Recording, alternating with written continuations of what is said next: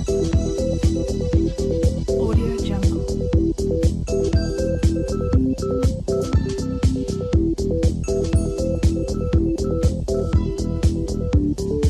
Audio Jungle.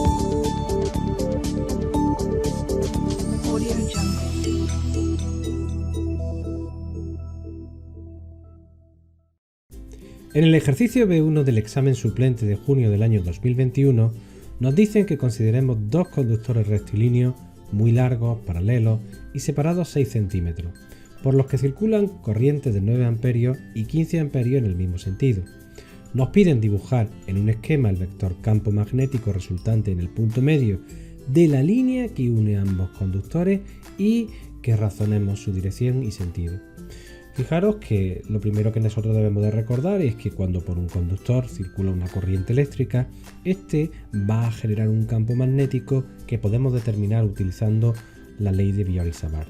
En este caso, cuando nosotros vamos a calcularlo en un determinado punto, en este caso en el punto medio, debemos de recordar que la dirección y sentido del campo magnético lo podemos determinar utilizando la regla de la mano derecha. Asignando la intensidad de corriente en la dirección del pulgar, nosotros con la curvatura de los dedos podemos establecer cuál será la dirección. Así, en el punto medio, obviamente el campo magnético iría dirigido hacia el interior. Obviamente, si nosotros vamos a aplicar la ley de Savart, tendremos que recordar que el campo magnético va disminuyendo a medida que nos distanciamos. Va a ser directamente proporcional a la intensidad que circula e inversamente proporcional a la distancia. Obviamente, como el segundo cable también lleva corriente eléctrica en la misma dirección, en este punto el campo magnético que genere el cable 2 irá en sentido contrario. Por tanto, cuando nosotros tenemos que calcular el campo magnético total, vamos a hacer uso del principio de superposición. Está claro que la corriente que circula por el hilo 2 va a generar un campo magnético en el eje X positivo, mientras que la corriente que circula por el hilo 1 va a generar un campo magnético en el eje X negativo. Y lo que nosotros vamos buscando es sumar estos dos. Obviamente, la suma de los dos, lo único que nosotros tendremos que hacer es sustituir, teniendo en cuenta cuál es la intensidad de corriente, cuál es el valor de la permeabilidad magnética y teniendo en cuenta que la distancia es la distancia media, que como hemos dicho son 0,06 metros, pues por la mitad serán 0,03.